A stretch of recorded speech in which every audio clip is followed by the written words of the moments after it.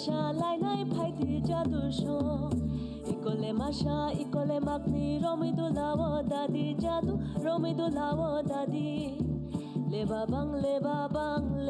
dari petang yoy lebang dari petang yoy lebang dari petang yoy lebang dari petang yoy lebang dari petang yoy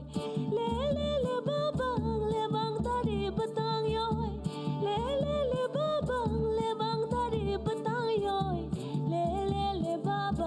lebang dari petang yoy lebang dari petang yoy